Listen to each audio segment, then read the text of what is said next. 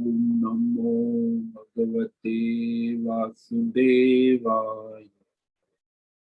ओम नमो भगवते वासुदेवाय।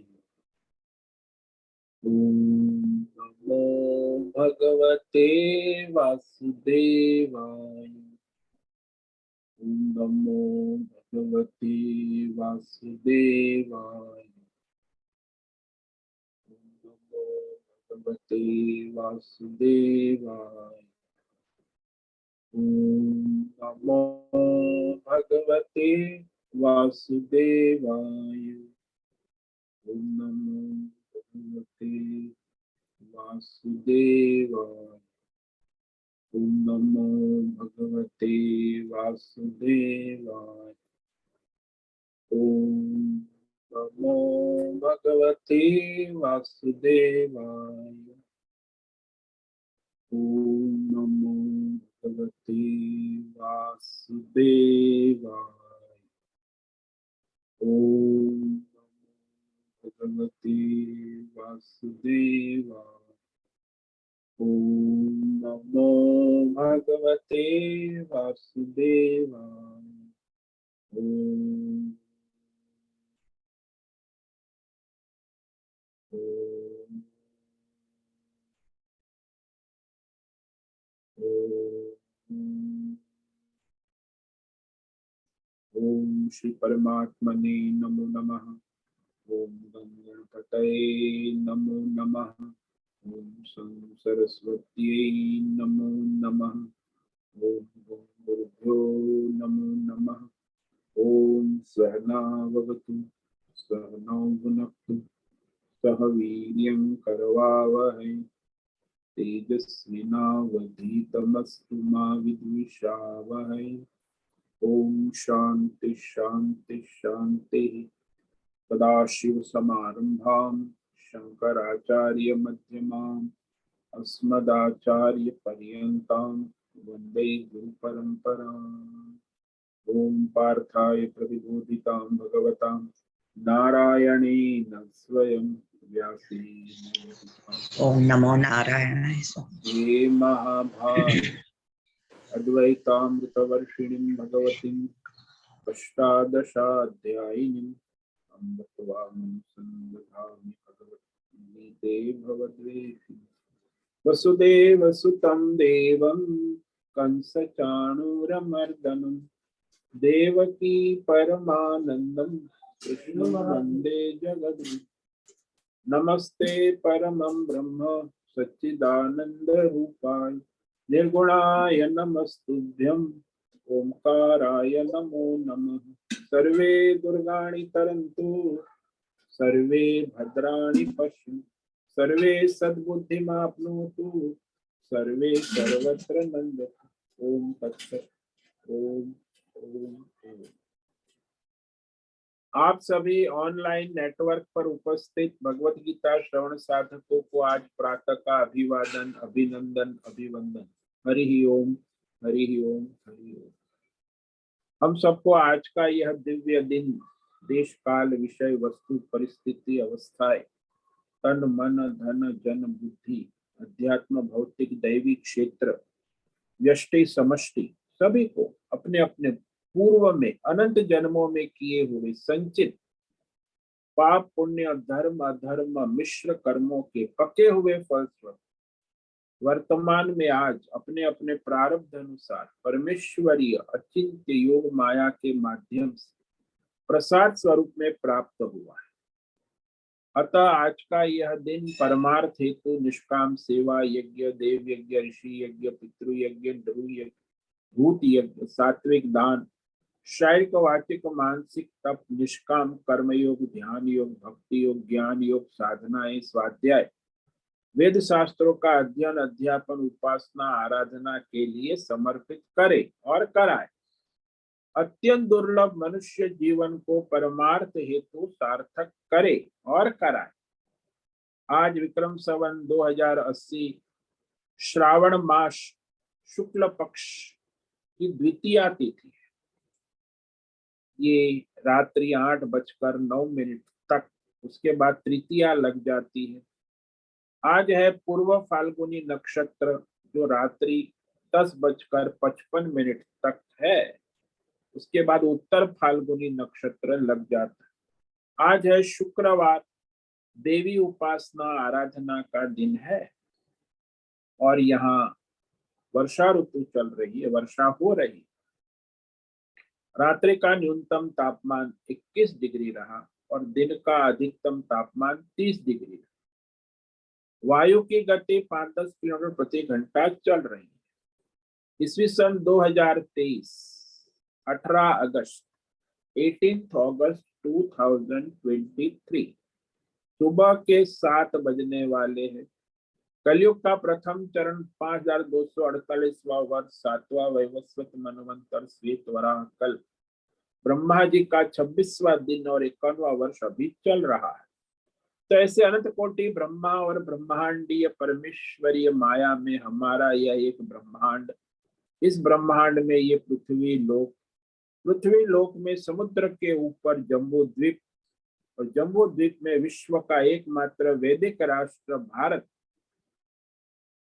उत्तर हिमालय प्रांत में उत्तराखंड राज्य टिहरी जिले में हिमालयन शिवालिक पर्वतमाला के अंतर्गत मणिकुट पर्वत के ऊपर नीलकंठ महादेव के सामने ऋषिकेश नगरी में मुनि की रेती प्रांत शीशम जाड़ी अवधूतबाड़ा आश्रम सी ब्लॉक के पहले माले से 5 नंबर कमरे से गंगा किनारे से हम स्वामी उत्तमानंद सरस्वती भगवद गीता के आचार्य शिष्य स्वामी चिन्मयानंद सरस्वती महाराज चिन्मय मिशन केवलाद्वैत वेद व्यास भगवत्पाद शंकराचार्य की श्रृंगेरी संन्यास परंपरा से शिक्षित दीक्षित सनातन वैदिक भारतीय हिंदू धर्म अनुसार संपूर्ण भगवद गीता ज्ञान यज्ञ ऑनलाइन चैतन्यमय जीवंत लाइव प्रसारण के अंतर्गत व्याख्यान माला अध्याय 2 सांख्य योग के श्लोक नंबर 28 पर संस्कृत एवं हिंदी में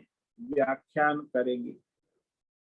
दिव्य पवित्र सरल व्यावहारिक सटीक पूर्ण वर्ण अक्षर पद वाक्य पंक्ति श्लोक अध्यायों की संगति संधि अन्वय शब्दार्थ वाक्यार्थ भावार्थ रहस्यार्थ के तात्पर्य सहित वैदिक शास्त्र वेद व्यास साहित्य शंकर भाष्य एवं परंपरागत सन्यासी आचार्यों की टीका टिप्पणी सहित आज का ये भगवद गीता व्याख्यान करेंगे। कृपया आप सभी श्रद्धा भक्ति ध्यान से परिपूर्ण होकर के यह दिव्य श्रवण साधना करे, कुछ ग्रहण करे, कुछ धारण करे, कुछ अपने जीवन में चरितार्थ करे और उसमें निरंतरता लाए। पुनः पुनः अपनी आध्यात्मिक भौतिक दैवी अशांति द्वंद्व मोह विक्षेप से रहित होकर के अधार्मिक अशास्त्रीय भ्रम भ्रांतियों से रहित होकर के शुद्ध सात्विक वेद शास्त्र अनुसार विवेक बुद्धि कर आचार्य परंपरा वेद शास्त्र को समर्पित विवेक बुद्धि करे। पुनः पुनः इस व्याख्यान का श्रवण करे, मनन करे, चिंतन करे, चर्चा विचारणा करे, प्रचार प्रसार करे, लिंक भेजे, लेखन करे, ग्रुप में शेयर करे, अपना और सबका परम कल्याण करे और कराए। ओम तत्सत। ओम ओम ओम। तो इस अध्याय 2 सांख्य योग के श्लोक नंबर 28 में भगवान एक सनातन नियम का निरूपण कर रहे हैं कि नाम रूप गुणों प्रकट नहीं है, वह अप्रकट है माया में, फिर माया से प्रकट होते हैं, फिर माया में अप्रकट हो जाते। मायामय है, जादूगरी जैसे जादू का खेल, जादूगरी से उत्पन्न होता है, जादूगरी में रहता है, जादूगरी में समा जाता। तो इस तरह यह अव्यक्त से व्यक्त और व्यक्त से अव्यक्त, ये गति निश्चित है सभी की, भौतिक अध्यात्म दैव संसार के सभी विषयों। वही कह रहे हैं भगवान, अव्यक्तादीनि भूतानि व्यक्त मध्यानि भारत अव्यक्त निधनान्येव तत्र का परिदेवना। भारत, हे भारत, प्राणी सभी भूतानी जन्म से पहले अव्यक्त में थे, अप्रगट, यानी माया में थे, माया में पंच महाभूत में अप्रगट। मरने के बाद भी पंच महाभूत में अप्रगट हो जाते। ये मायामय पंच महाभूत में बीच में प्रगट दिखते हैं, कुछ काल तक रहते हैं। सभी, भौतिक हो, अध्यात्म हो, दैव हो, भूतानी का मतलब सभी विषय पदार्थ, प्राणी। तो ऐसी जो प्रकृति की स्थिति है, इस स्थिति में क्या शोक करना, परिदेवना, चिंता विलाप क्या करना। अरे बहुत अधिक रोने धोने से क्या लाभ होगा, ये संताप करने की कोई आवश्यकता नहीं। सपना देखने के बाद सपने के बारे में शोक करना, चिंता करना, विलाप करना, ये उचित नहीं। सपने में आप परेशान थे, लेकिन जगने के बाद वो स्वप्न की सारी परेशानियां समाप्त हो जाए। तो ये विवेक करना है कि यहाँ प्राणी भूतानी कहा भगवान, तो सब ले लेना, भौतिक, अध्यात्म, दैव, पंच महाभूत से उत्पन्न जो भी जड़ चेतन प्राणी है, तो सारा जगत यहाँ समझ लेना चाहिए। तो जो होता है उसको पंचभूत कहते हैं, पृथ्वी, जल, तेज, वायु और आकाश, इसे भूत कहा है। और उससे उत्पन्न जो होते हैं उसे भूतानी कहा। तो पंचभूत से जो भी उत्पन्न होता है वो भूतानी है, और पंचभूत है वो सब माया से उत्पन्न हो रहा है अव्यक्त में। तो जब ये मिट्टी, पृथ्वी नहीं थी तो केवल जल ही था, जब जल नहीं था तो केवल अग्नि ही थी, जब अग्नि नहीं थी तब केवल वायु ही था, जब वायु नहीं था तब केवल आकाश ही था। इस प्रकार अंत में जब आकाश नहीं था तो क्या था, वो बोले सत चैतन्य परमात्मा ही बचता है, कि वही था, वही है और वही रहेगा।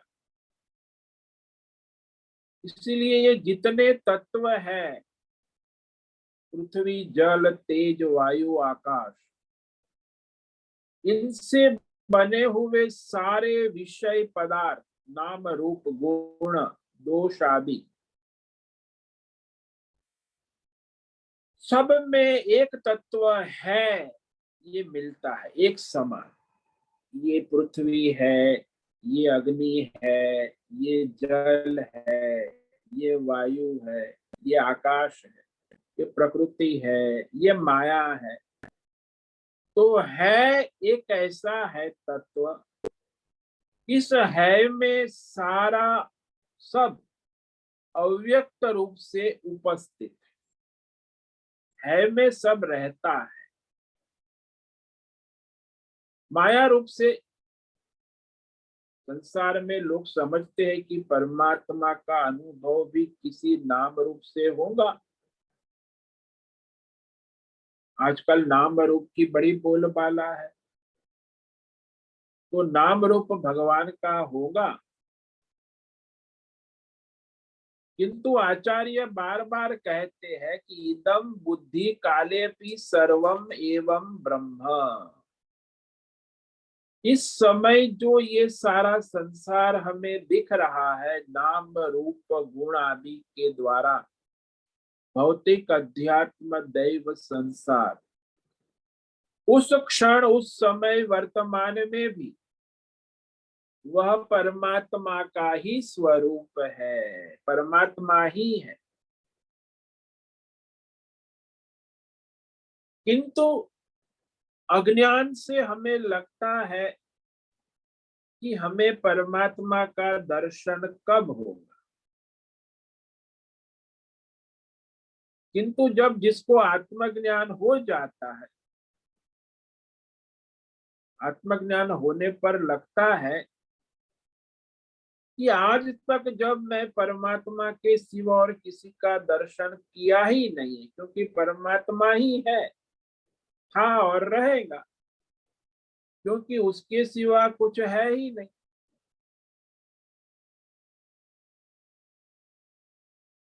जिस प्रकार हमारे पास 50 तोला सोना है, हम सुनार के पास गए 50 तोला सोना लेके, फिर उसे कहा कि अपने परिवार की सारी बहू है, बेटी है, माताएं है, उनके लिए कंगन बनाना है, अंगूठी बनानी है, हार बनाने हैं, कड़े बनाने हैं। तो सारे आभूषण जो है, वो आभूषण बनने वाला जो विषय है, वह सोना हमारे पास है, 50 तोला सोना। तो आभूषण का जो मूल कारण है सोना, वो हमारे पास उपलब्ध है। उसी से हम सारे गहने सबके, घर की जो बहुएं है, बेटी है, माताएं है, दादी है, नानी है, बुआ, जिसको भी जो भी बनाना है,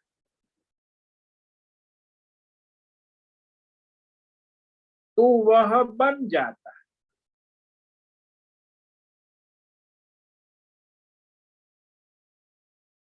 लेकिन लोग सोचते हैं अज्ञान से कि हाय हाय, मेरे पास अंगूठी नहीं है, मेरे पास कंगन नहीं है, मेरे पास हार नहीं है। अरे भाई, आपके पास हार है, कंगोटी है, कंगन है, सोने को समझो ना। ये है और नहीं है, वो आप उसी चक्कर में पड़े रहते हो कि अंगूठी है, अंगूठी नहीं है, कंगन है, कंगन नहीं है। लेकिन सोनों की ओर समझो ना, कि सोना तो है और है। हाँ, अंगूठी तो है नहीं है, होती रहे। कंगन भी है नहीं है, लेकिन सोना तो है ही है। इसी प्रकार जब हमने अपने आत्म स्वरूप को जाना समझा, तो उसके सिवा कुछ प्रतीत नहीं होता। ये सारा जो भौतिक अध्यात्म दैव जगत विषय नाम रूप गुण की प्रतीति में आत्मा तत्व नित्य है। सारे गहनों की प्रतीति में सुवर्ण तत्व नित्य है। ऐसे इस संसार की प्रतीति में परमात्मा तत्व नित्य है, क्योंकि वही है मूल में। तो इसीलिए उसकी सदा सर्वदा सर्वत्र आत्मज्ञानी को प्रतीति होती है, अज्ञानी को नहीं दिखता। तो अज्ञानी को नहीं दिखने से क्या वो नहीं है? वो है। ज्ञानी को दिखता है कि है, अज्ञानी को लगता है कि नहीं है। तो हमारे वेद शास्त्र के अनुसार ये जो परमात्मा में ये सारी माया, त्रिगुणात्मक प्रकृति और पंच महाभूत और भौतिक सारे उसके ओतप्रोत है, ये सब उस अव्यक्त परमात्मा में रहते हैं। और अव्यक्त परमात्मा की माया भी अव्यक्त, केवल व्यक्त संसार है भौतिक अध्यात्म जगत। तो इसी को प्रकृति कहते हैं, माया कहते हैं, सब पर्यायवाची शब्द है, अव्यक्त कहते हैं। जैसे जादू के खेल जो है वो जादूगरी में रहते हैं, जादूगरी से उत्पन्न होते, जादूगरी में समा जाते। जादूगर तो ज्यों का त्यों रहता है, तो जादूगरी अव्यक्त है और जादू के खेल व्यक्त है। वो खेल कुछ समय रहता है, फिर दूसरा खेल प्रकट हो जाता है। तो ये जादूगरी और जादू के खेल जैसा।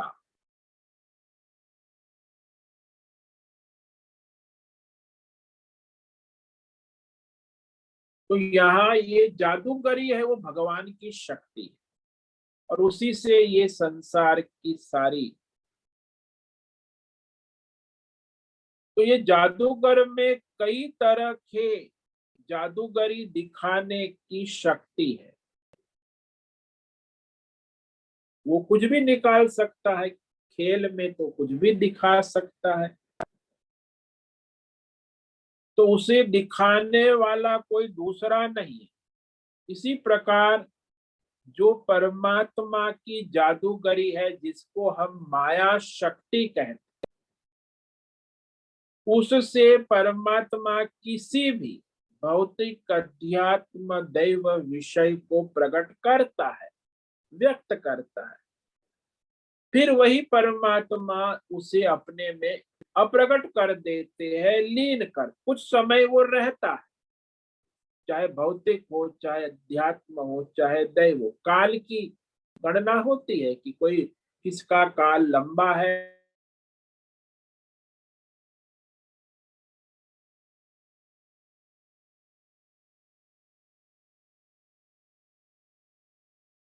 तो पहले व्यक्त अव्यक्त था, फिर व्यक्त हो गया, कुछ काल रहा, फिर अव्यक्त हो गया।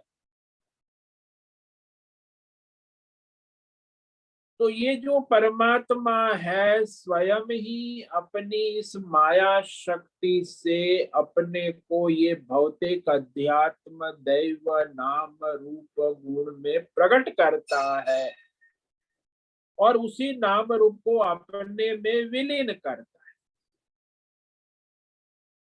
तो कहते ये तो एक जादूगरी है, ईश्वरीय परमेश्वरी, और इसमें कोई परिवर्तन भी नहीं कर सकता, कोई भी जीव नहीं कर सकता, परमात्मा का खेल है। तो इस विषय में का परिदेवना, या भगवान ने एक शब्द है, तत्र का परिदेवना। तो इसमें फिर तुम चिंता विलाप शोक करने से क्या होगा।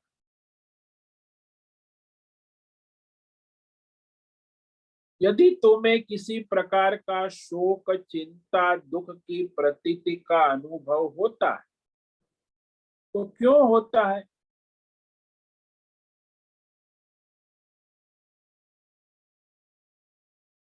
जब तक हम इस संसार में किसी अन्य को कारण मानते हैं, तब तक तो प्रश्न होता है कि ऐसा क्यों हो रहा है, ऐसा क्यों हो गया, ऐसा क्यों होगा। परंतु परमेश्वर अपनी योग माया शक्ति से जादूगरी क्रीड़ा कर रहा है। यह जिसकी बुद्धि में समझ में आ जाता है कि उसे कभी शोक का अवसर नहीं रह जाता, इस संसार में ऐसा क्यों हो रहा है, ऐसा क्यों कर रहा है, कौन कर रहा, ये सब शोक का वाक्य। जब आप बोलते हो न कि ऐसा क्यों हो रहा है, ऐसा क्या है, इस संसार इतना बिगड़ा क्यों है, अच्छा नहीं क्यों हो रहा है, संसार में इतनी समस्या क्यों है, ये सब संसार ऐसा क्यों है, ये शोक है। ये इसी को परिदेवना का, इसी को चिंता शोक विलाप का, संताप कहते, जिसको मनुष्य प्रलाप करता रहे। सारे मनुष्य प्रलाप करते, ऐसा क्यों हो रहा है, यहाँ इतनी वर्षा क्यों हो रही, ऋषिकेश में बाढ़ आ गई, अभी भी वर्षा हो रही है, अभी गली गली में रास्ते नहीं दिख रहे, पानी पानी बह रहा है, ऐसा क्यों। अरे भाई ये परमात्मा की माया है। ईश्वर अपनी योग माया से लीला कर रहा है, क्रीड़ा कर रहा है, जादूगरी कर रहा है, यह समझना आवश्यक। जिसको ये पता चल गया उसे किसी भी परिस्थिति में शोक का अवसर नहीं रह जाता, चिंता तनाव भय शोक का अवसर नहीं रह जाता। इस परमेश्वर की सत्ता को जब तक हम स्वीकार नहीं करते, नहीं समझते हैं, तब तक ये माया के अंदर भी किसी न किसी कारण को ढूंढते रहे। किस कारण हुआ? अरे एक ही कारण है, परमात्मा। लेकिन नहीं, सब हजारों कारण ढूंढते। तो अकस्मात क्यों हुआ? अरे उसका प्रारंभ था, किया था, हुआ। नहीं नहीं, वो गलत दिशा में आया, कार वाले ने गलत दिशा में स्कूटर वाले को मार दिया, ये कारण वो कारण। कोर्ट में इतना बहस होता है कारण। अरे उसका प्रारंभ था, तो ईश्वर ने निर्धारित किया है, तो अकस्मात हुआ। तो जब तक इसे नहीं समझते तब तक माया के अंदर संसार में हम किसी न किसी कारण को ढूंढते रहते। तो ये प्रश्न एक सनातन मानव जाता है कि ऐसा क्यों हुआ। किसी न किसी प्रकार से कारण को हम ढूंढने लगते। तो ये भौतिक सांसारिक आध्यात्मिक भौतिक दैवी आकार प्रकार को हम कारण मान भी लेते कि हाँ इसके कारण। बाढ़ क्यों आई? बोले बाढ़ आई क्योंकि इतनी लगातार वर्षा हुई, रात भर दिन भर बादल फट गए तो बढ़वा आ गई। कारण? अरे भाई ईश्वर की इच्छा, ईश्वर की माया है। लेकिन मीडिया वाले ईश्वर की सत्ता तो स्वीकार नहीं करेंगे। संसार में भी मनुष्य यही चर्चा करेंगे, ऐसा क्यों? कोई शोक है, ये जो शोक कर रहे हो, ये रोज शोक सभा होती है संसार में। मीडिया वाले, इंटरनेट, मोबाइल, ये सब जो है, अखबार वाले शोक सभा ही करते, तो बढ़ाते हैं शोक। अरे भाई परमात्मा की मर्जी है, ईश्वर ने निर्धारित किया है। तो ये सोचते हैं कि परमात्मा करते हैं, पर तो कुछ और कारण जरूर होगा। कई बार लोग ऐसा भी सोचते हैं हाँ, भगवान की लीला है, लेकिन फिर भी कुछ कारण तो जरूर होगा। इसमें ऐसा क्यों हुआ, इसका अचानक हार्ट अटैक कैसे हो गया, कुछ कारण जरूर होगा। वो शराब पीता था, ये करता। अरे भाई तुम कुछ भी बात करते रहते हो। तो कई बार लोग परमात्मा करता है ऐसा मानते, फिर भी कारण ढूंढते रहे। अरे एक बार आपने कह दिया कि परमात्मा की लीला है, परमात्मा, फिर कारण, मूल कारण तो वही है सब का। फिर कारण ढूंढने की जरूरत कहाँ है? भगवान भी कह रहे, स्वयं कह रहे हैं कि अव्यक्त माया शक्ति ही उसका कारण भी मैं हूं। वो माया शक्ति भी जड़ है। उसमें जो भी आप देख रहे हो जगत का एकमात्र कारण यहाँ माया है कहा, लेकिन माया का कारण जो है वो परमात्मा है। माया शक्ति अपने आप कार्य नहीं करती। भाई जादूगरी अपने आप जादूगरी नहीं करती, जादूगर खड़ा है। जादूगर की उपस्थिति में जादूगरी जादू का खेल करती है। भगवान की सत्ता में माया शक्ति ही सारे जगत का एकमात्र खेल करती है।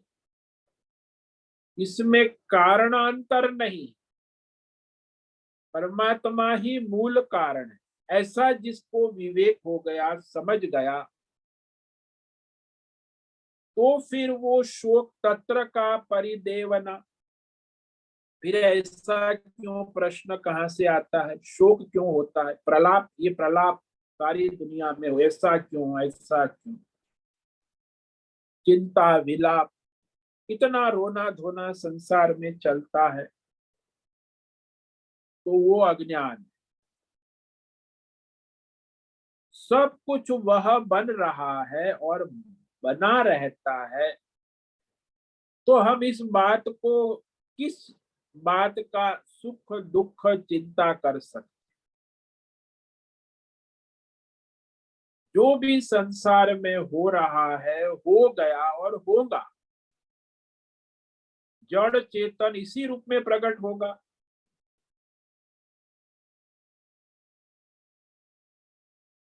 तो एक चेतन के अंदर परमात्मा अपनी जानने की शक्ति का आधान करता है, और दूसरे के अंदर विषय होने की शक्ति का, जैसे एक में विषय ज्ञान का आश्रय होने की शक्ति, और जड़ वह है जो ज्ञान का विषय हो सकता है। तो दृश्य हो सकता है, दृष्टा नहीं हो सकता। जैसे जादूगर है, जादूगरी जो है, और जादू के खेल है। खेल जड़ है, जादूगरी चेतन है, और जादूगर और जादूगरी दोनों का संचालन करने वाला जादूगर है।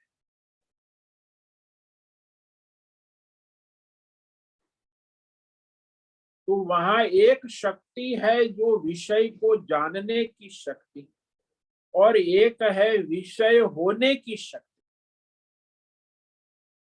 एक में विषय ज्ञान का आश्रय होने की शक्ति है, वो चेतन है, और जड़ वह है जो ज्ञान का विषय हो जाता है। दृश्य हो सकता है, दृष्टा नहीं हो सकता।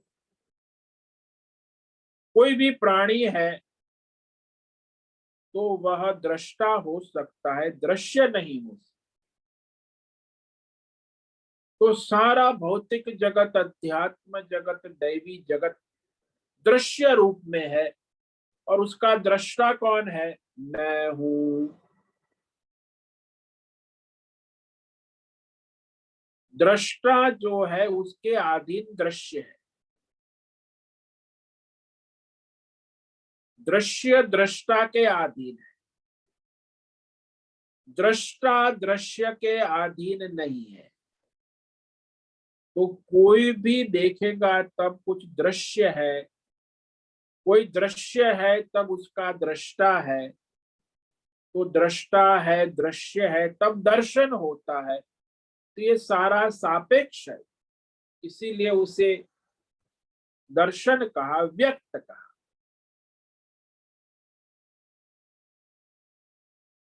तो सारा संसार जो हम व्यक्त देख रहे हैं, वो पहले अव्यक्त था, बीच में व्यक्त हो रहा है, फिर अव्यक्त हो जाए। आपका भी संसार है भाई। आप सो गए तो क्या हुआ? सुषुप्त अवस्था में वह सारा संसार जागृत स्वप्न लीन हो गया। सुषुप्ति जो है वह अव्यक्त है, आपका संपूर्ण संसार, और फिर जागृत में वो व्यक्त हो जाता है।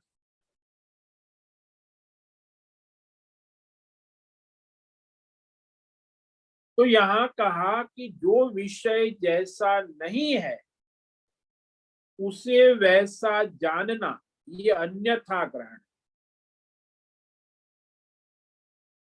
और नहीं जानना ही अज्ञान निद्रा है। भाई हम सो जाते हैं तो हम जागृत स्वप्न को नहीं जानते, सुषुप्ति में हम कुछ नहीं जानते, वहां नहीं जानना है। और जागृत स्वप्न में हम जानते हैं कि मैं जगा हूं, मैं स्वप्न देख।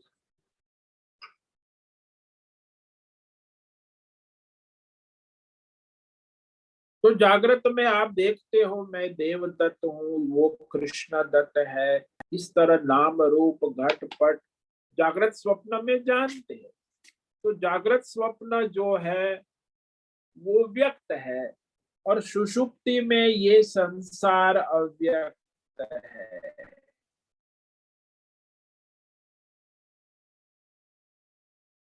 इसीलिए वस्तुतः जो तत्व ज्ञानी होता है ना, वो तीनों अवस्थाओं का विवेक करता है। नाम रूप दृश्य से रहित और नाम रूप के आकार में जो दिख रहा है, जो स्वप्न जागृत है,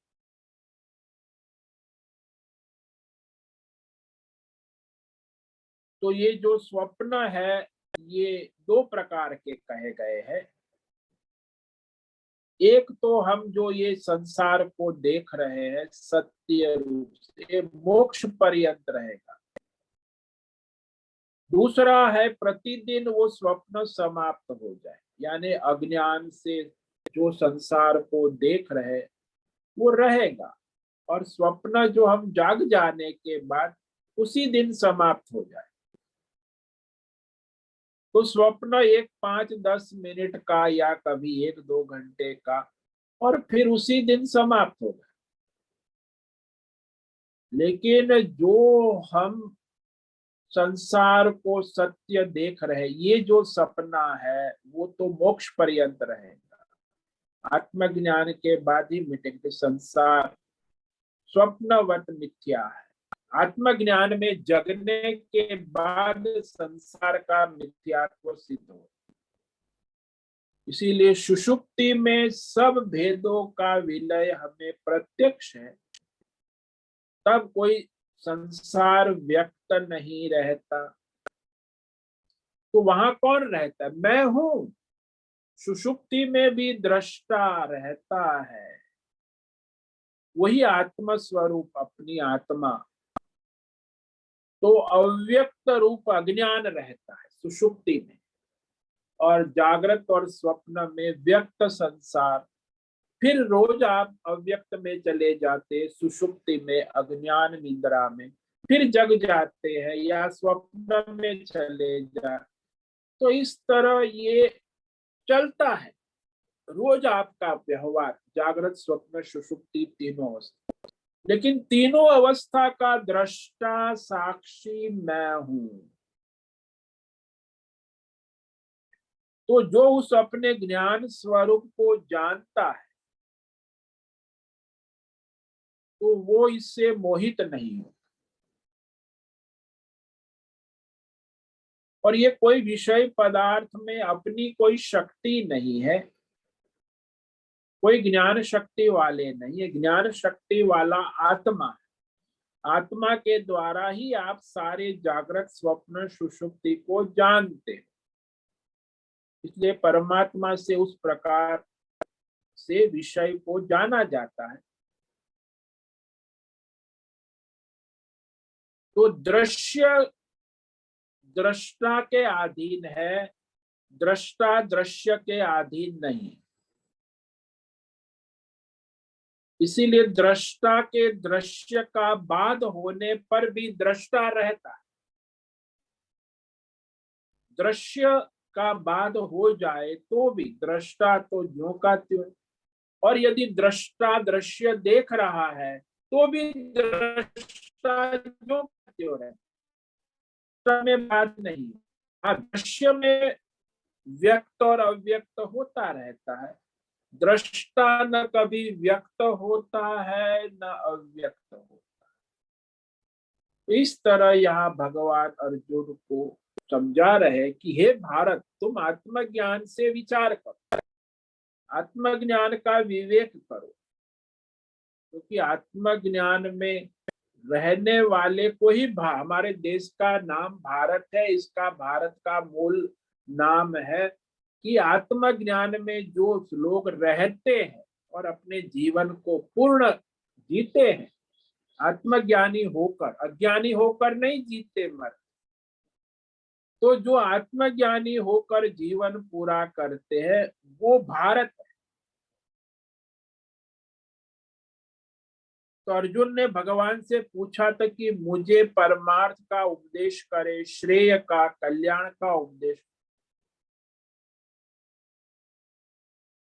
लेकिन संसार में देखा गया है कि ज्यादातर मनुष्य आत्मज्ञान में रुचि वाले नहीं होते।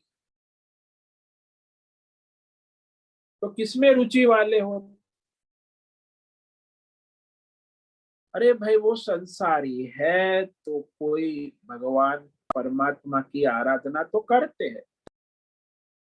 तो अधिकतर आराधना क्यों करते हैं? बोले आर्त अर्थार्थी जीव, 3 प्रकार के भगवान परमात्मा के भक्त हैं।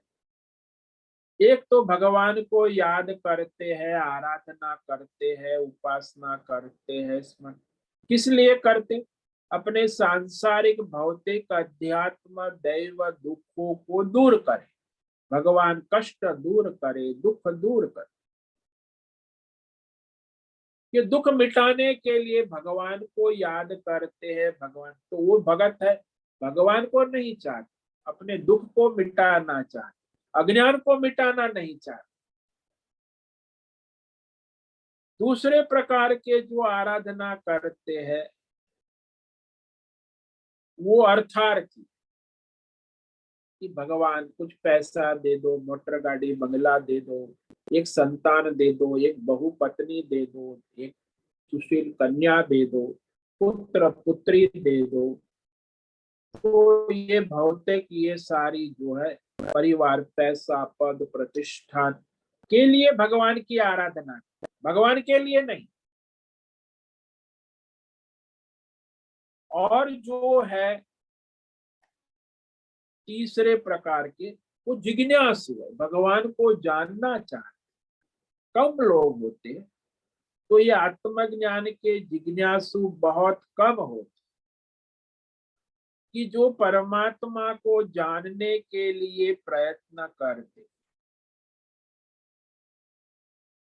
तो ये जो परमात्मा को चाहते हैं, परमात्मा से अपनी मनोकामनाएं पूर्ण करना चाहते हैं, दुख दूर करना चाहते हैं, अर्थ परिवार चाहते हैं, वो भी तो भगवान देता है। लेकिन बहुत कम ऐसे होते हैं जो परमात्मा को ही चाहते हैं। अर्जुन ने ये प्रश्न किया, इसीलिए भगवान अर्जुन को भारत कहे, ये भारत, कि तुम समझने लायक कि मैं ही जगत के सारे जड़ चेतन पदार्थ दृष्टा दृश्य का रूप धारण करता हूँ, मैं ही उन सब नाम रूपों को प्रकट करता हूँ, मैं ही व्यक्त करता हूँ, मैं ही अव्यक्त करता हूँ, फिर उसको दूसरे रूपों में व्यक्त कर देता हूँ। क्योंकि ये सारा संसार का खेल सब मुझ परमात्मा से है। इसका मतलब ये हुआ कि परमात्मा सच्चिदानंद स्वरूप के अतिरिक्त कुछ नहीं है।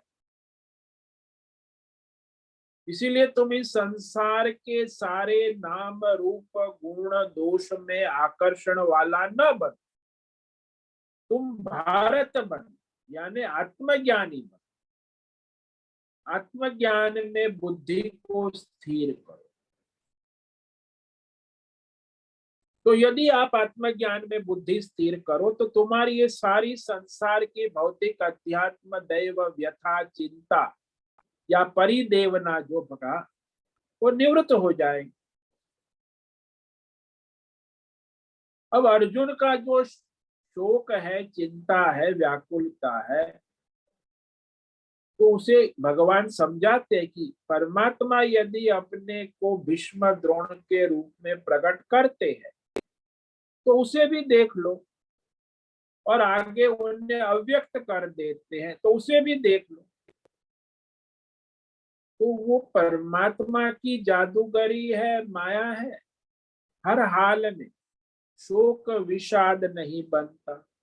भीष्म पितामह का प्रकट होना, द्रोण का अप्रगट होना, फिर प्रकट हो जाएंगे दूसरे रूप, तो इसमें शोक चिंता नहीं बनती। अर्जुन समझता है कि मेरे कारण अप्रगट हो जाएंगे भीष्म पितामह।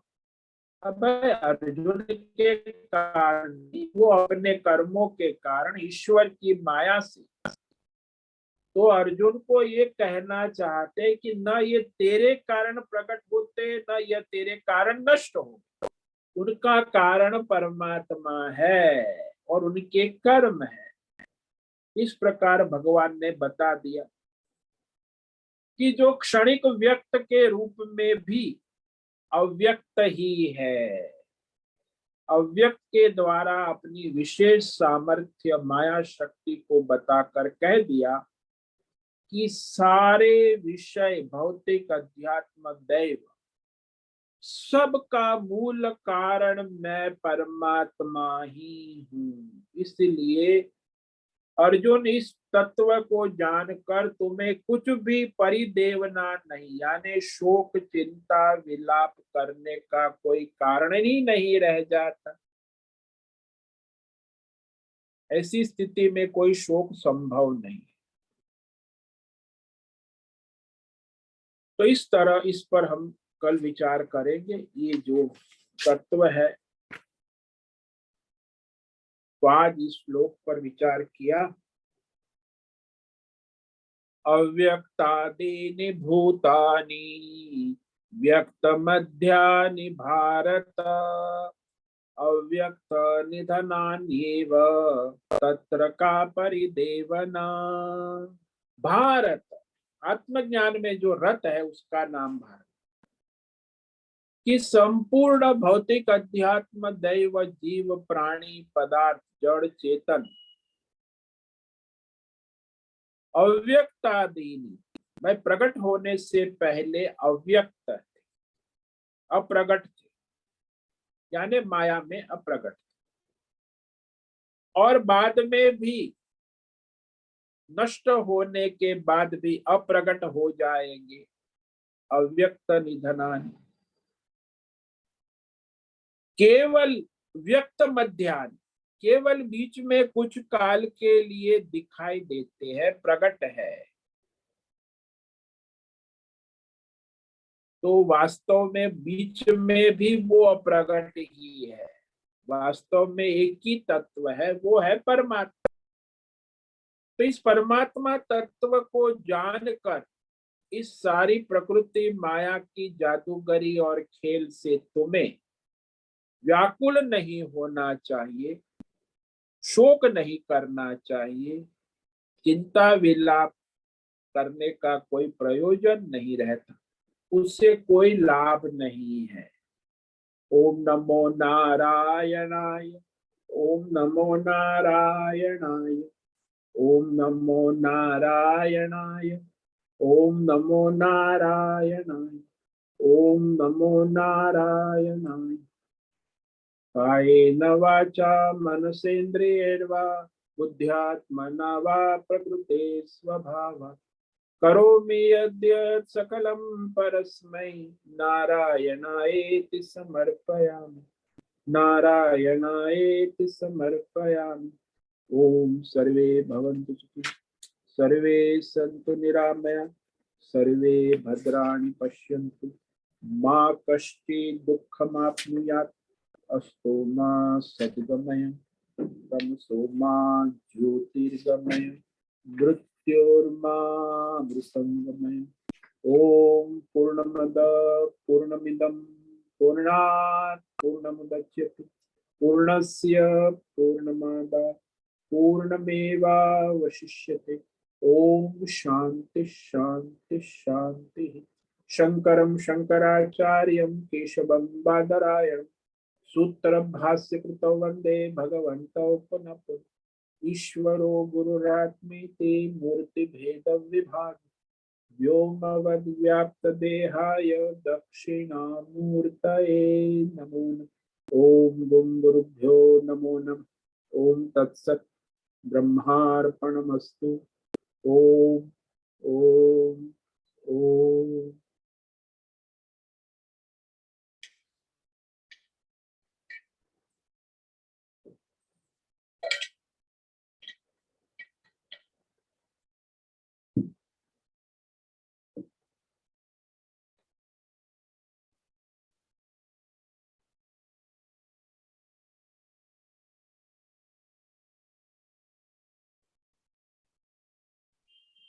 ओम नमो नारायण स्वामी जी। ओम नमो नारायण। बोलो एमा। स्वामी जी, अभी आपने बताया कि ये संसार में जो भी घटनाएं घटती है उसका कारण ईश्वर परमात्मा ही है। और व्यक्ति का जब भी प्रारब्ध होता है तभी उसका ये एक्सीडेंट होता है, ये सब उसी के साथ ऐसी ऐसी घटनाएं होती है। तो ये जो कोई निमित्त बनता है तो क्या उसके लिए ये कायदे कानून और ये सब रखना ये सब उचित नहीं है क्या? देखो, आत्मज्ञान की दृष्टि से तो कोई मतलब नहीं। भाई अज्ञानी के लिए फिर ये सब नाटक चलता रहे। जो हो रहा है ईश्वर के अधीन है और उसका सारा कार्य ईश्वर के अधीन हो रहा है, तो फिर दूसरी कोई सत्ता का कोई प्रयोजन ही नहीं रहता। तो ये सब जो सत्ताएं अपनी अपनी काम करती है, कायदे कानून, ये सब तो ढकोसला है, भ्रम है, भ्रांति है आत्मज्ञान की दृष्टि से। लेकिन जब आप व्यवहार में, समाज में व्यावहारिक दृष्टि से देखते हो, तो जहां अज्ञानी है, जो अज्ञानी के लिए धर्म अधर्म की बात आती है, तो वहां वो विवेक करना आवश्यक। आत्मज्ञान की दृष्टि से धर्म अधर्म का कोई विवेक नहीं है, वो तो सब परमार्थ ही है उसके। लेकिन जो अज्ञानी है उसने धर्म अधर्म में पड़ा है, तो उसके लिए फिर ये कायदे कानून, धर्म अधर्म का विवेक करना आवश्यक है। और उसमें धर्म के माध्यम से विवेक करे, ताकि वो जो है परमार्थ आत्मज्ञान की योग्यता प्राप्त करे। तो ये धर्म अधर्म का विवेक अज्ञानी के लिए, आत्मज्ञान में नहीं है। समझ में आया? हाँ स्वामी जी, मतलब अभी संसार में है और अभी भी आत्मज्ञान की प्राप्ति नहीं हुई तो उसके लिए ये सारे नियम लागू होते हैं। हाँ, धर्म अधर्म, और उसमें आपको धर्म का पालन करना भी अनिवार्य हो जाता है। और धर्म के द्वारा फिर आपका अंतःकरण शुद्ध होगा, तो आपको आत्मज्ञान की प्राप्ति हो जाने के बाद तुम इस धर्म अधर्म के चक्कर से मुक्त हो जाते। क्योंकि तो ऐसे करोड़ों में कोई एक होता है ना। हाँ हाँ वही। सबके लिए ये आत्मज्ञानी के नियम नहीं लगते, हम्म। फिर सबके लिए धर्म अधर्म है। धर्म में तो है कि दूसरों को पीड़ा देना वो बहुत बड़ा पाप है, तो ये सब ध्यान हाँ, वो रहेगा, वो धर्म अधर्म का विवेक आवश्यक है। जब मगर तक हमको अज्ञानी है तब तक। और हम ये परमार्थ के मार्ग पे अभी जा रहे हैं तो हमें ये सब चीजों का भी शोक नहीं करना चाहिए कि ये सब घटनाएं हाँ ये प्रारब्ध के हिसाब से होती है। हाँ, वो तो समष्टि व्यष्टि प्रारब्ध संसार ईश्वर के अधीन है, उसकी जादूगरी माया है। आप क्यों अपने दिमाग पर टेंशन, तनाव, चिंता, रोना धोना, प्रलाप, जो संताप सारी दुनिया, मीडिया वाले, ये समाज, अखबार वाले, रिश्तेदार सब करते रहते। ये बकवास बहुत चलता है दुनिया में। इसको परिदेवना कहा। ये विलाप जो है उसका कोई मतलब नहीं।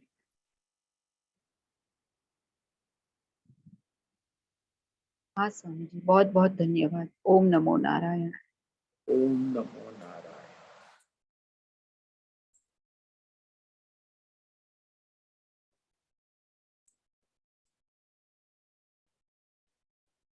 हरिओम हरिओम हरिओम स्वामी जी।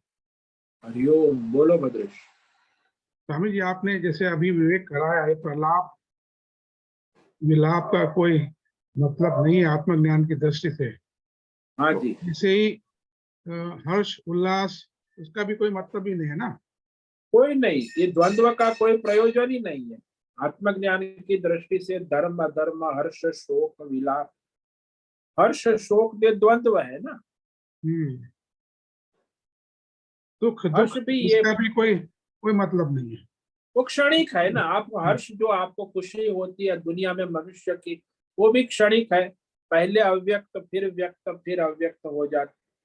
इस दुनिया में मनुष्य जो सुख को ढूंढ रहा है विषयों में, संसार में, उसका सुख क्या है? उस सुख को क्षणिक कहा है शास्त्रों में। दुख तो निरंतर है, सुख क्षणिक है। आपको जो प्रिय विषय मिलता है, दर्शन होता है, आपको क्षणिक सुख होता है, प्रिय विषय की प्राप्ति होती है, क्षणिक सुख होता है, प्रिय विषय का भोग होता है क्षणिक, लेकिन उसके आगे पीछे दुख ही दुख है। संसार में जो दुख के सिवा कुछ है ही नहीं। क्षणिक सुख आता है, इसीलिए वो सोचता है, बार बार वहां जाता है कि रसगुल्ले में सुख है, लड्डू में सुख है, लेकिन वो क्षणिक है। हाँ, एक सुख उसको मिलता है जब सो जाता है तो निरंतर सुषुप्ति में, और आत्मज्ञान में वैसा ही निरंतर सुख है जागृत अवस्था में। सुषुप्ति में तो सोने के बाद वो अज्ञानी जीवात्मा को निरंतर सुख ही है, आनंद। लेकिन जागृत अवस्था में केवल आत्मज्ञानी को ही निरंतर सुख और आनंद है। अज्ञानी तो सुखी दुखी सुखी दुखी सुखी दुखी द्वंद्व में ही जीता है, मरता है। इसलिए हर्ष शोक, जिसको सुख दुख कहते हैं, ये सब क्षणिक है, आने जाने वाले। पहले अव्यक्त, फिर व्यक्त, फिर अव्यक्त होते रहते। ये भी जादूगरी है, जीवन में सबके प्रारब्ध के अनुसार आता जाता रहता है। उसके बारे में फिर ज्यादा हर्ष शोक करने का क्या मतलब है?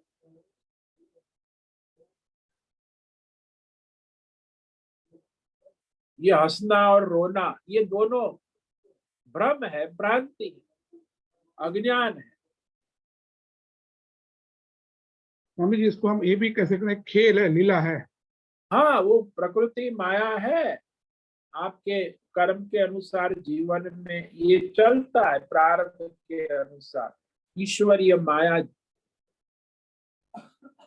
वो मायामय होने से अनित्य है, उसको आपने नित्य स्वीकार कर लिया कि यही जीवन है। यही तो गलत फहमी है ना। ये अनित्य है, आने जाने वाले है, इसलिए इसके विषय में हर्ष शोक करना उचित नहीं है।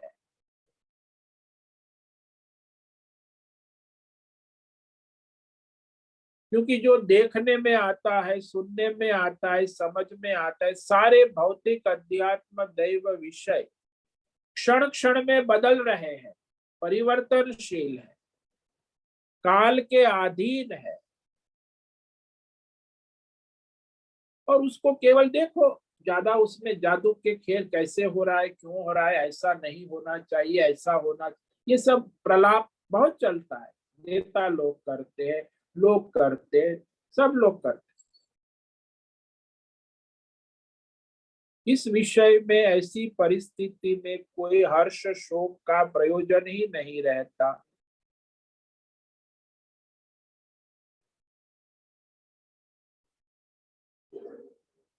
तो ये विवेक करना आवश्यक। स्वामी जी, तो जीव जो है उसका पहला जो उसे अपना प्रारब्ध को संपूर्ण स्वीकारे। हाँ जी, हाँ जी, हाँ जी। और बाद में जो भी व्यवहार विवेक करे, धर्म करे, विवेक हाँ, करे। व्यवहार विवेक करे, वो धर्म करे। और वहां जो भी पुरुषार्थ है, हाँ जी, उस दिशा में वो दिशा में कार्यरत रहे, तो वो अपना आत्मज्ञान का वो योग्यता प्राप्त करता है। हाँ जी, अपना स्वधर्म प्रारब्ध के अनुसार करके, धर्म के अनुसार यदि वो निष्काम पुरुषार्थ करता, सकाम करेगा तो नहीं आत्मज्ञान। स्वधर्म निष्काम पुरुषार्थ, ईश्वर समर्पित। पहला जो है उसका हुआ प्रारब्ध को पूरी तरह से जाने, स्वीकारे। एंड दूसरा है उसको स्वीकारे। पहला जाने और बाद में स्वीकारे। हाँ जी, हाँ जी, हाँ जी। तीसरा है उसका विवेक करे। हाँ जी, पूरा व्यवहार जो है उसका विकास करे, स्वधर्म का पूरा पालन करे स्वधर्म। और बाद में चौथा है वो पुरुषार्थ करे, निष्काम कर्मयोग। हाँ, धर्म के अनुसार। ये जो है कि उससे जीव को योग्यता पात्रता आत्मज्ञान की योग्यता पात्रता देता है। योग्यता देता है। हाँ जी, हाँ, नहीं तो आत्मज्ञान संभव नहीं है।